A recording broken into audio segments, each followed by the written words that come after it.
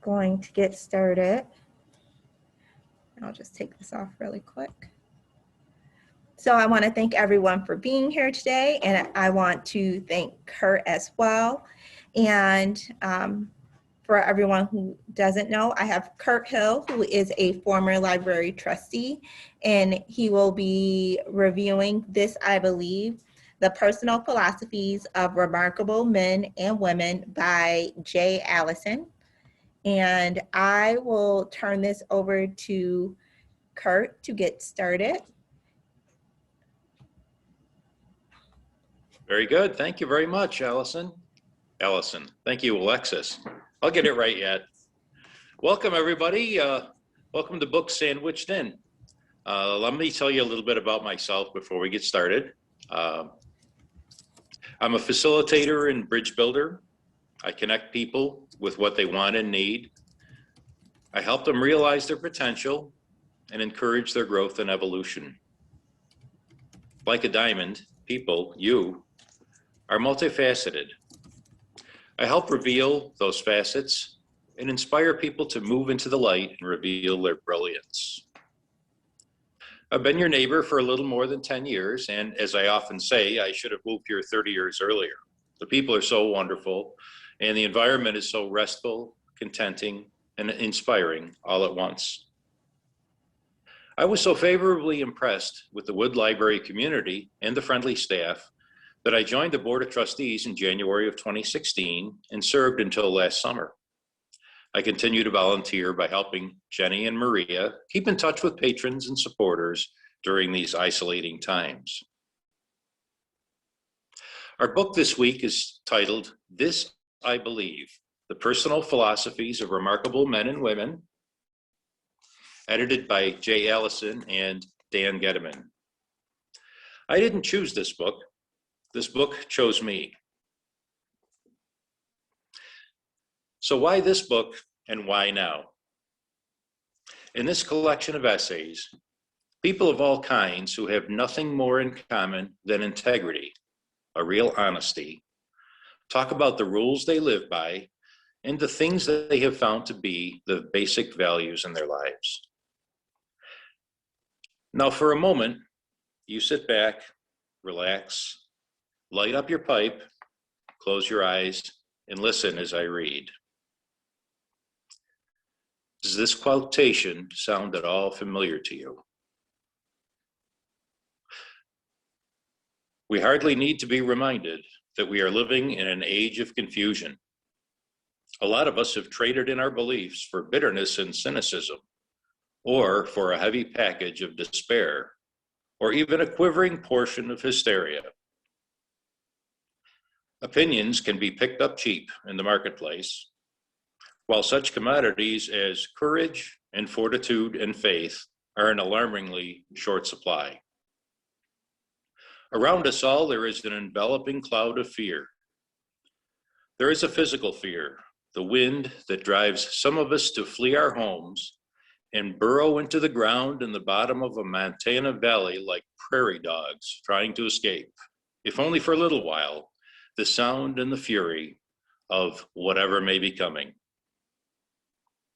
There is a mental fear, which provokes others of us to see the images of witches in a neighbor's yard and stampedes us to burn down their house. And there is a creeping fear of doubt of what we have been taught, of the validity of so many things we have long since taken for granted to be durable and unchanging. It has become more difficult to distinguish black from white, good from evil, right from wrong. What truths can a human being afford to furnish the cluttered, nervous room of his mind with when he has no real idea how long a lease he has on the future? Edward R. Murrow wrote those words to introduce the original radio series titled This I Believe in 1951. Mr. Murrow continues, "We don't pretend to make this a spiritual or a psychological pill of wisdom to be swallowed like an aspirin to banish the headaches of our time. But I have come to realize that I don't have a monopoly on the world's problems. Others have their share, often far, far bigger than mine. This has helped me to see my own problems in truer perspective. And in learning how others have faced their problems, this has given me fresh ideas about how to tackle mine. Now open your eyes, take a deep breath, a deep, deep breath, and relax. So what is this book? Excuse me. This, I believe, is based on a 1950s radio program hosted by the journalist Edward R. Murrow. Notable personages including Eleanor Roosevelt, Jackie Robinson, Helen Keller, and Harry Truman, as well as business leaders, white and blue-collar workers, and everyday people, distilled into a few minutes the guiding principles by which they lived. These essayists' words brought both comfort and inspiration to a country at the time worried about the Cold War, McCarthyism, and racial division. In reviving this, I believe, the executive producer of the NPR radio, broad, and podcasts, and one of this book's co-editors, Dan Gediman, said, "The goal is not to persuade Americans to agree on the same beliefs. Rather, the hope is to encourage people to begin the much more difficult task of developing respect for beliefs different from their own." This, I believe, Incorporated published 2 books collecting essays featured in the broadcast series. This edition, the one we're talking about today, was published in 2007, and it includes both 1950s and contemporary essays. The books have become popular as common readers at colleges and universities, and with one book, one community projects. Teachers around the world use this, I believe, curricula to guide students through exploring their beliefs and then composing personal essays about them. The students learn about themselves and their peers and experience the delight of realizing that their views and voices have value. So what is it really about? I'm going to share some words from the foreword by Studs Terkel. To me, the book is about faith and hopefulness, about reassurance, and the innate, though often hidden, goodness of all people. It reveals the depth of human vulnerability and fallibility, and conveys a common pursuit of truth, of capital T truth. In the foreword, Studs quotes Thomas Paine, who in 1791 stated that, quote, "The irresistible nature of truth is that all it asks and all it wants is the liberty of appearing," end quote. Terkel says, "The pursuit of truth appears to be the common tenor of all the voices you hear in this volume." Terkel further notes that Helen Keller, despite or perhaps because of her sensory limitations, exhibited a faith that the human being was better than his or her behavior. He exhorts the reader to become an activist in pursuit of a world in which it would be easier for people to behave decently. Reflecting on Albert Einstein's observations, Terkel suggests that by engaging with others, we might become stronger, feel that we really count, and discover our strength as individuals. Because we have along the way discovered that others share in what we believe, that we are not alone, and thus a community is formed. In other words, sharing openly and honestly our personal insights to life and living well, as others have done in this book, will draw each of us and all of us together. This goal, then, is my goal: to facilitate a higher standard of active public discourse, to inspire you to reflect, to encourage you to share with friends, neighbors, acquaintances in a respectful manner, to engage you in a conversation, a dialogue about personal values and beliefs that can shape your life, your community, and our society. So now let's explore together. First, a little bit of housekeeping. We're going to do things a little differently in this session. After I read some selections from the book, I'll pose some questions to you, and if you want to answer, and I encourage you to, you can either use the raise your hand button on Zoom, and Alexis will open your mic to ask the question or to respond, or you can just type in the chat on Zoom. Please don't be afraid to join in. So let's begin. First of all, see if you can guess the author of each of these essays I'm about to read.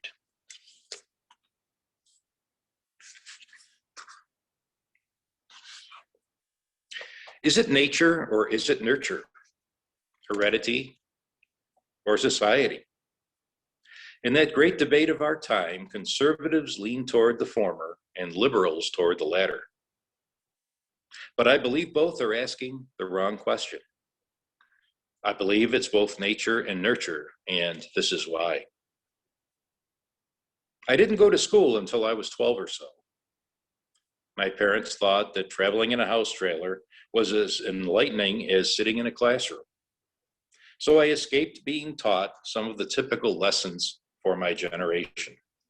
For instance, that this country was discovered when the first white man set foot on it. That boys and girls were practically different species, and that Europe deserved more textbook space than Africa and Asia combined. Instead, I grew up seeing with my own eyes, following my curiosity, falling in love with books, and growing up mostly around grown-ups, which, except for the books, was the way kids were raised for most of human history. Needless to say, school hit me like a ton of bricks. I wasn't prepared for gender obsessions, race and class complexities, or the new to me idea that war and male leadership were part of human nature. Soon I gave in and became an adolescent, hoping for approval and trying to conform.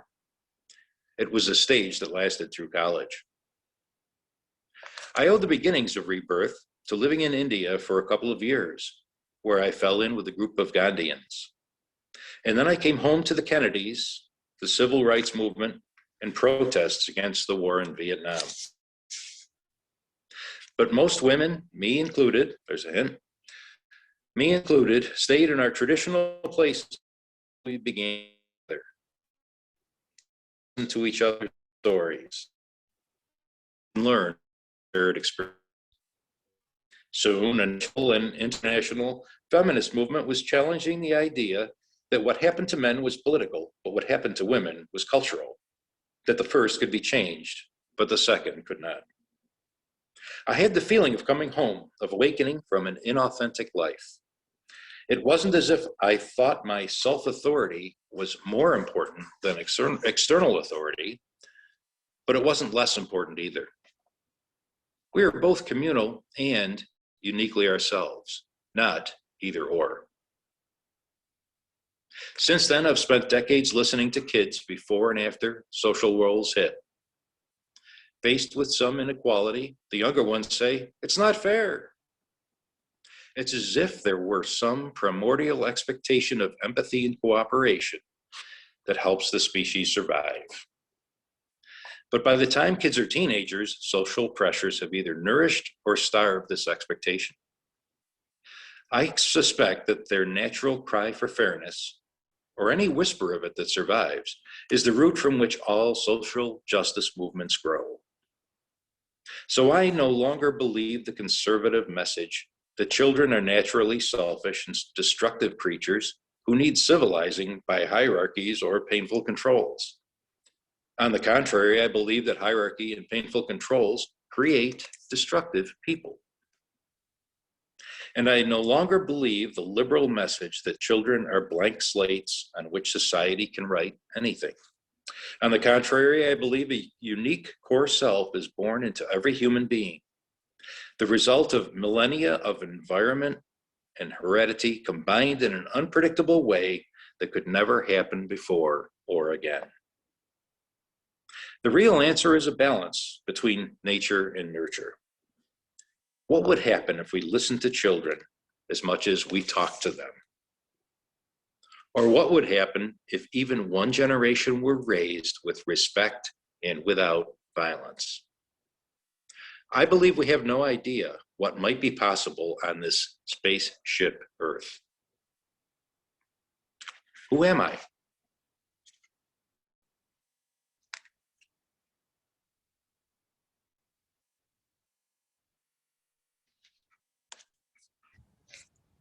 Oops, I can't see. Hold on a second.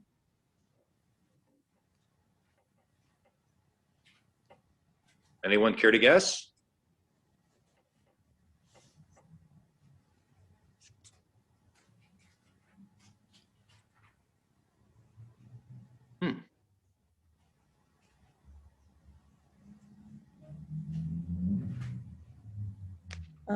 It looks like you might have moved Marilyn to talk.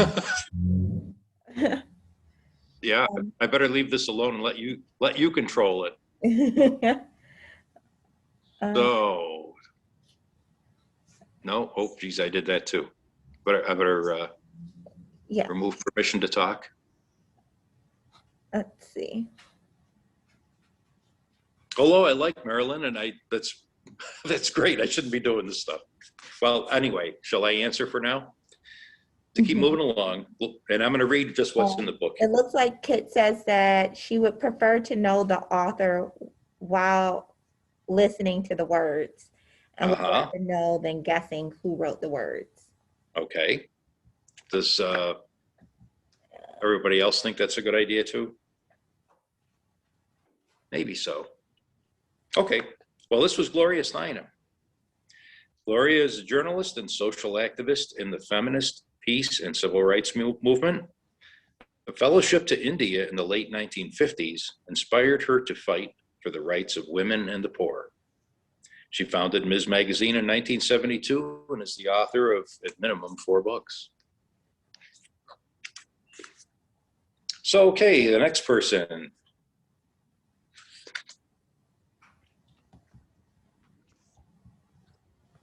And I'll tell you who it is. Dr. Anthony Fauci, before you knew him. Dr. Fauci writes, I believe I have a personal responsibility to make a positive impact on society. I've tried to accomplish this goal by choosing a life of public service. I am a physician and a scientist confronting the challenge of infectious diseases. I consider my job a gift. It allows me to try and help alleviate the suffering of mankind. I have 3 guiding principles that anchor my life, and I think about them every day. First, I have an unquenchable thirst for knowledge. Knowledge goes hand in hand with truth, something I learned a bit of tough love from my Jesuit education. First at Regis High School in New York City, and then at Holy Cross College in Worcester, Massachusetts. I consider myself a perpetual student. You seek and learn every day from an experiment in the lab, from reading a scientific journal, from taking care of a patient. Because of this, I rarely get bored.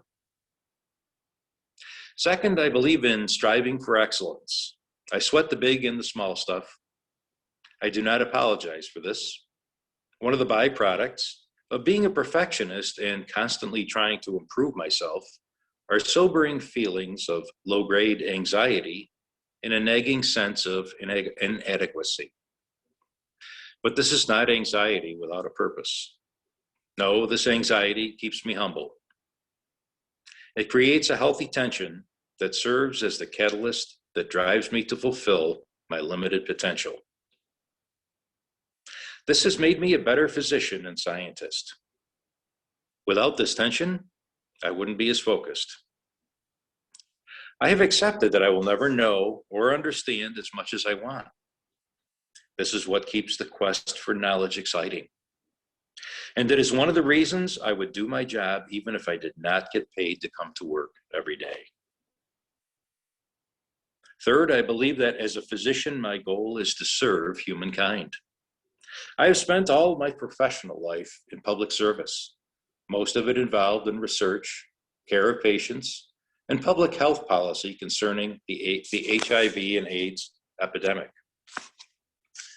When I chose to concentrate on AIDS in the 1980s, many of my colleagues thought I was misguided to be focusing all of my attention on what was then considered just a gay man's disease. But I felt that this was my destiny and was perfectly matched to my training. I knew deep down that this was going to become a public health catastrophe. I am committed to confronting the enormity of this global public health catastrophe and its potential for even greater devastation. Failure to contain it cannot be an option. I believe that to be even marginally successful in working to contain this terrible disease, I must be guided by these principles. I must continually thirst for knowledge, accepting nothing short of excellence, and know that the good of the global society is more important and larger than I am.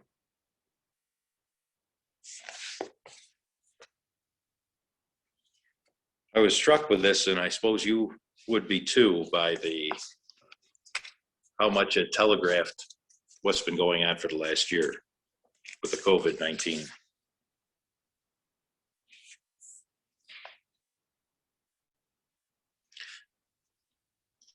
This next piece is titled The Power of Presence, and it's by Debbie Hall. I believe in the power of presence. I was recently reminded of this belief when I and several other Red Cross volunteers met a group of evacuees from Hurricane Katrina. We were there as mental health professionals to offer psychological first aid. Despite all the training and how to debrief, to educate about stress reactions, and to screen for those needing therapy, I was struck again by the simple healing power of presence. Even as we walked in the gate to the shelter, we were greeted with a burst of gratitude from the first person we encountered. I felt appreciated, but somewhat guilty because I hadn't really done anything yet. Presence is a noun, not a verb. It is a state of being, not doing. States of being are not highly valued in a culture that places a high priority on doing. Yet, true presence, or being with another person, carries with it a silent power to bear witness to a passage, to help carry an emotional burden, or to begin a healing process. In it, there is an intimate connection with another that is perhaps too seldom felt in a society that strives for ever faster connectivity. I was first hurled into an ambivalent presence many years ago when a friend's mother died unexpectedly. Part of me wanted to rush down to the hospital, but another part of me didn't want to intrude on this acute and very personal phase of grief. I was torn about what to do. Another friend with me at the time said, "Just go, just be there." I did, and I will never regret it. Since then, I have not hesitated to be in the presence of others for whom I could do nothing. I sat at the bedside of a young man in a morphine coma to blunt the pain of his AIDS-related dying. We spoke to him about his inevitable journey out of this life. He later told his parents in a brief moment of lucidity that he had felt us with him. Another time, I visited a former colleague dying of cancer in a local hospice. She too was not awake and presumably unaware of others' presence with her. The atmosphere was by no means solemn. Her family had come to terms with her passing and were playing guitars and singing. They allowed her to be present with them as though she was still fully alive. With therapy clients, I am still pulled by the need to do more than be, yet repeatedly struck by the healing power of connection, created by being fully there in the quiet understanding of another. I believe in the power of presence, and it is not only something we give to others. It always changes me, and always for the better. Debbie Hall has been a psychologist in the pediatrics department of San Diego's Naval Medical Center for, at the time, 12 years. She also volunteers for the disaster mental health team of her local Red Cross. A lifelong Californian, Hall lives in Escondido with 5 cats and a 15-year-old golden retriever. It's a long time for a golden retriever.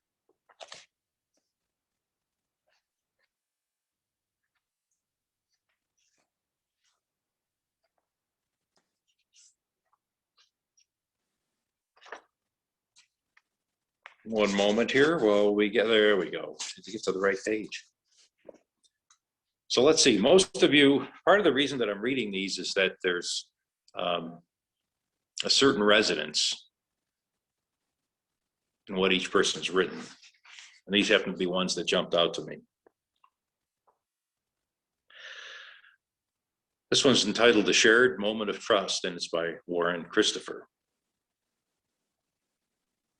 One night recently, I was driving down a 2-lane highway at about 60 miles an hour. A car approached from the opposite direction at about the same speed. As we passed each other, I caught the other driver's eye for only a second. I wondered whether he might be thinking, as I was, how dependent we were on each other at that moment. I was relying on him not to fall asleep, not to be distracted by a cell phone conversation, not to cross over into my lane and bring my life suddenly to an end. And though we had never spoken a word to one another, he relied on me in just the same way. Multiplied 1,000,000 times over, I believe that is the way the world works. At some level, we all depend upon one another. Sometimes that dependence requires us simply to refrain from doing something, like crossing over the double yellow line. And sometimes it requires us to act cooperatively with allies or even with strangers. Back in 1980, I was negotiating for the release of the 52 Americans held hostage in Iran. The Iranians refused to meet with me face to face, insisting instead that we send messages back and forth through the government of Algeria. Although I had never worked before with the Algerian foreign minister, I had to rely on him to receive and transmit with absolute accuracy both the words and nuances of my messages. With his indispensable help, all 52 Americans came home safely. As technology shrinks our world, the need increases for cooperative action among nations. In 2003, doctors in 5 nations were quickly mobilized to identify the Sars virus, an action that saved thousands of lives. The threat of international terrorism has shown itself to be a similar problem, one requiring coordinated action by police and intelligence forces around the world. We must recognize that our fates are not ours alone to control. In my own life, I've put great stock in personal responsibility. But as the years have passed, I've also come to believe there are moments when one must rely upon the good faith and judgment of others. So, while each of us faces at one time or another the prospect of driving alone down a dark road, what we must learn with experience is that the approaching light may not be a threat, but a shared moment of trust. Warren Christopher was U.S. Secretary of State from 1993 to 1997. As President Carter's Deputy Secretary of State, he helped normalize relations with China, win ratification of the Panama Canal Treaties, and gain release of the American hostages in Iran. A native of North Dakota, Christopher, now, at the time this was written, lived near Los Angeles.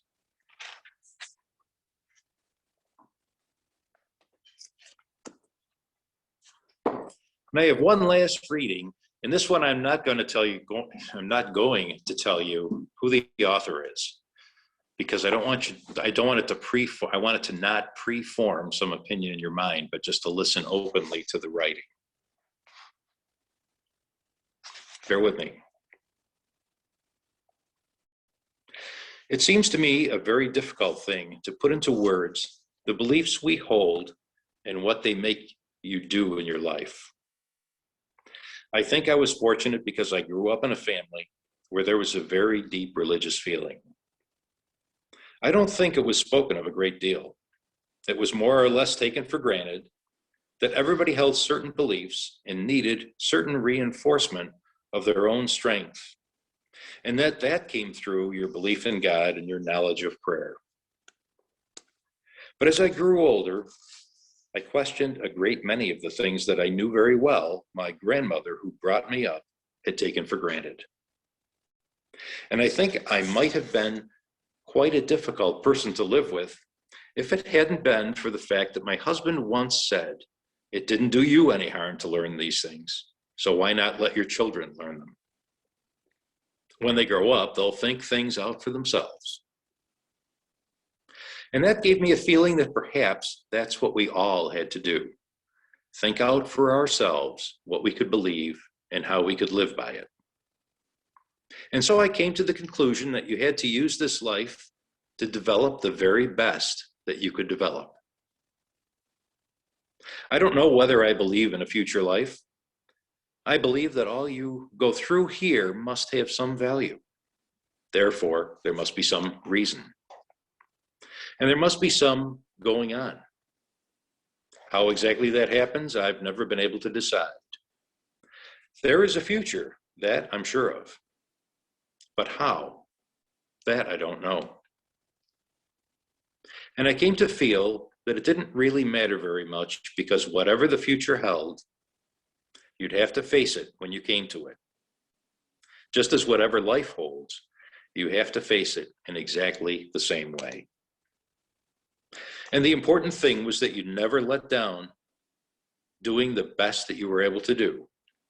It might be poor because you might not have had very much within you to give, or to help other people with, or to live your life with. But as long as you did the very best that you were able to do, then that was what you were put here to do. And that was what you were accomplishing by being here. And so I have tried to follow that out, and not to worry about the future or what was going to happen. I think I am pretty much of a fatalist. You have to accept whatever comes. And the only important thing is that you meet it with courage and with the best that you have to give. That was written by Eleanor Roosevelt, of course, wife of Franklin D. Roosevelt, who was active in the Democratic politics, and she helped shape her husband's New Deal programs while he was president. She is considered to be one of the most active and influential first ladies in U.S. history. She advocated racial equality, women's rights, and world peace.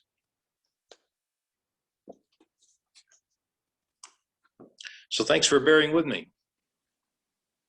And I was thinking that what we could do, there's a reader's guide at the back of the book. That doesn't mean you have to go there if you have the book in your hand. But I was thinking, let's discuss some thoughts around a few questions that are presented in the reader's guide. What you can do, again, is raise your hand to comment or to ask a question, or you can type it in the chat on Zoom, and Alexis will read it out loud for all of us. So the first question that I have for you, the group of questions, is related to Studs Terkel's foreword, which I read to you earlier. It raises the question of truth and how we discern it. What do these essays tell us about the way we go about deciding what is true and what should not be believed? And do you think there are any absolute truths that apply to everyone? What do you think?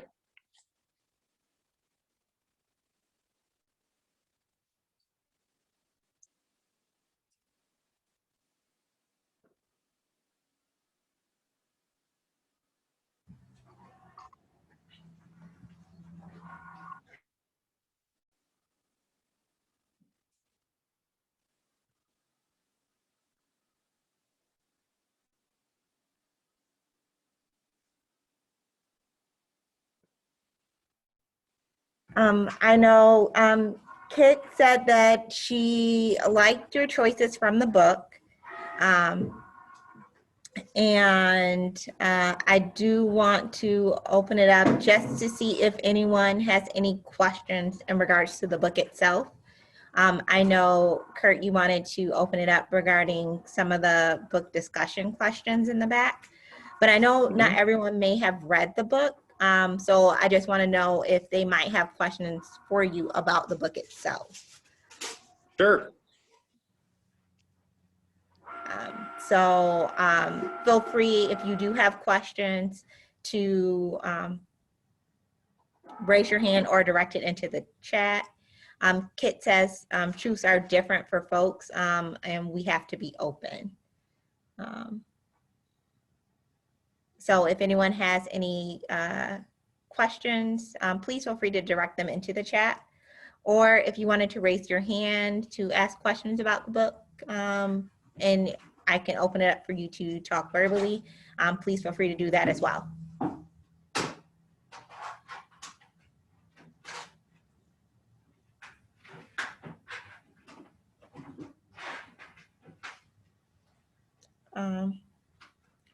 So Marilyn wants to know what drew you to this book. Oh, good question. Well, this book chose me. And I've had that happen several times at the library with it, specifically at the Wood Library, and I think only that one, that it's almost as if a book reaches out of the shelves or out of the stacks and grabs me by the sleeve and says, take a look. And that was, I think, what happened with this. I can't even remember for sure because I first encountered, towards the end of last year. And what I found when the book chooses me type of circumstances, there's some message in there that I need to pay attention to. There's some reason that it reached out to me. And that kind of was the case here. I was so impressed with how little has changed. And I've often been I'm kind of a student of history, and it's amazing how many times we've been in exactly the circumstance we are now, in terms of, our fears, our uncertainties, our questioning the truth, our, not knowing how we're misled, or are we misled, or what direction are we going in? Where's the hopefulness? Where's the faith in humanity? And if I hadn't been attentive to the history I've read of, I'd be panicked now. And part of what this book did was through the various stories, not just from the current times, which are now almost 20 years ago, or 18 years old in this publication, but wait a minute, a little more recent than that. But the ones from, nearly 70 years ago now, from the early 50s, and how those things happen. And what it kind of lit something up in me. And one of the reasons I wanted to share it in an interactive fashion with all of you was that it's not just an average book you read. It's not just an educational nonfiction piece, and it's not just a fictional, interesting story, or even something that has I guess there's a moral in it, but the biggest thing is it helps me become more understanding of myself, I guess. I hope that answered it. Kind of a long answer. Thanks, Marilyn. And then I thought I saw a hand raised, but I think it went away. Oh, there it is.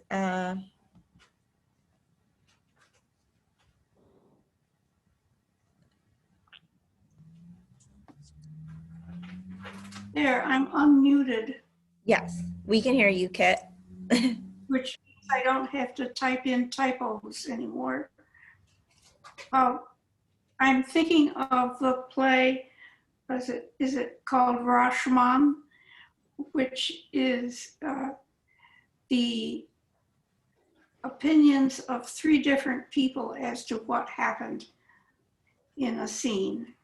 Are you familiar with that play? I'm not, but go ahead. So that keys to what I said, truths are different for folks. And it is very difficult, for instance, to talk to someone about abortion if you don't have the same views. So how does this book give you any insights as to how do you start talking with someone who is 180 degrees away from your views? It's a good question. I don't know, at least in my reading of it, it doesn't tell how to do something. It gives some clues as to maybe how to open yourself to have that kind of a conversation. I think what it requires is, in the ideal situation, let's say it was two people that were of differing opinions, that each of them would have read the book, I guess, and been a little bit inspired to realize that, well, wait a minute, I might not have all the answers. Just as you mentioned, we might adhere to what we see as different truths. So the book doesn't, I really haven't come across with much of anything that will tell us how better to speak with other people, other than learning to listen better and try to stand in their shoes. I lived in California at the beginning of the AIDS epidemic.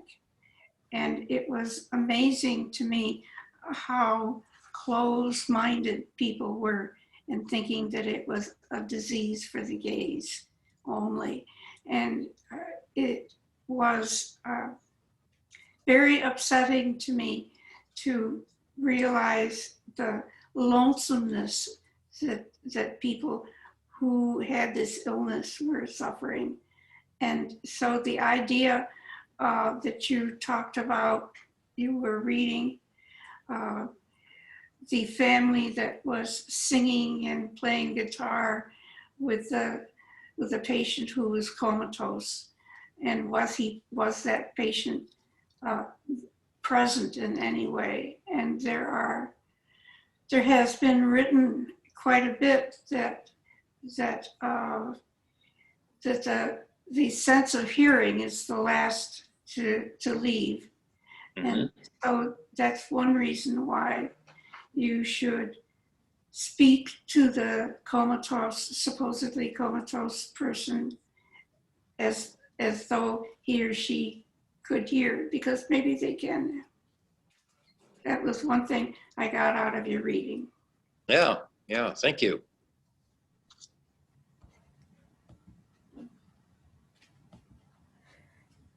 And let me pose another question.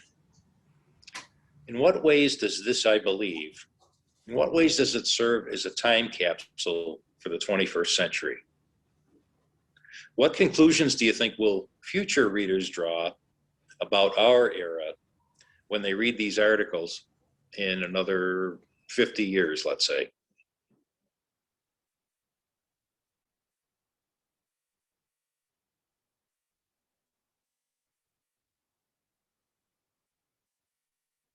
I happen to personally believe that people are going to look at it just as I looked at it, and maybe you are too, that, certain things don't really change.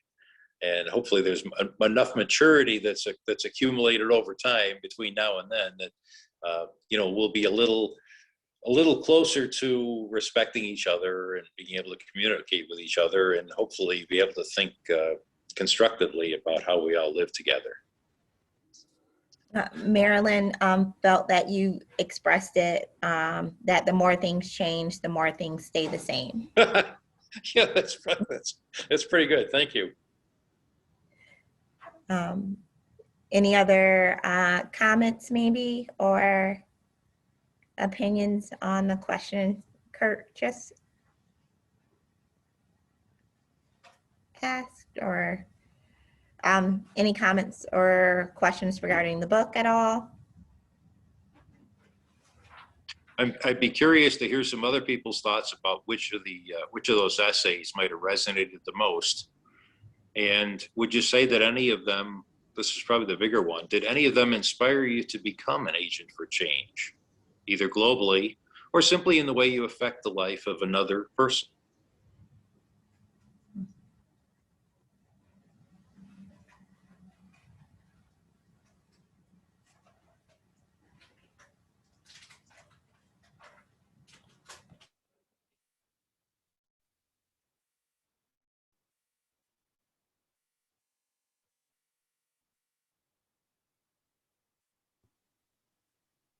So I'm unmuted now, and I think those of us who are teachers, which would include you, those of us who are teachers can hope that we are influencing our pupils.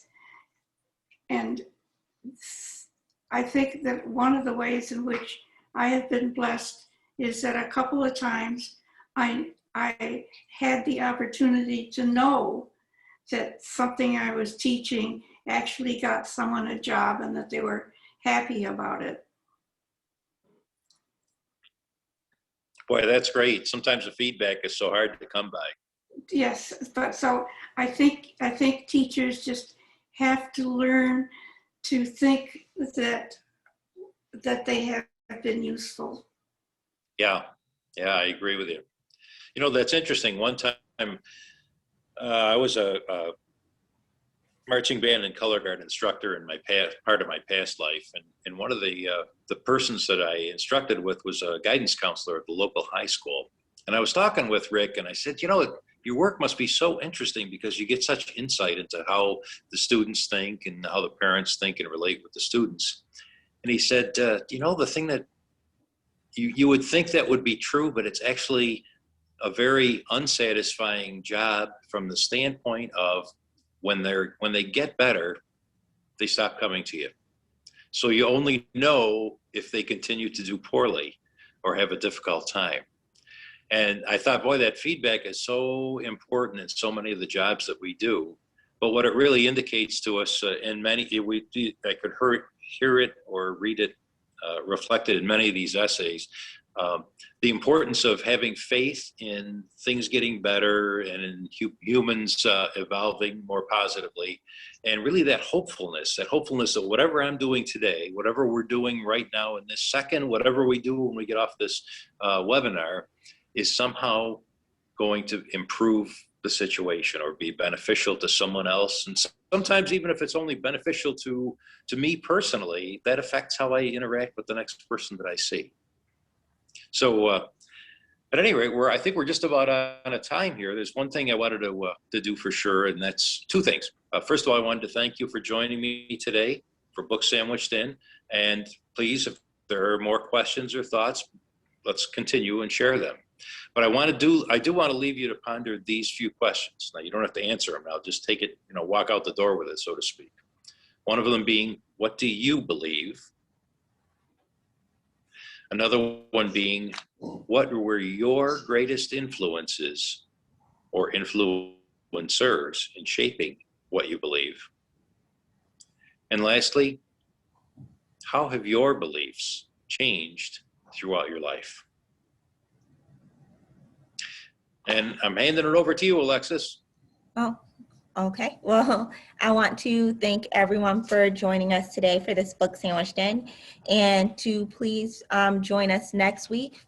We will have Janice Nichols, who will be talking about her experience with the polio vaccine and her book that she wrote, which is a personal memoir. And thank you again, Curt. And thanks everyone else. And hopefully we will see you all next week.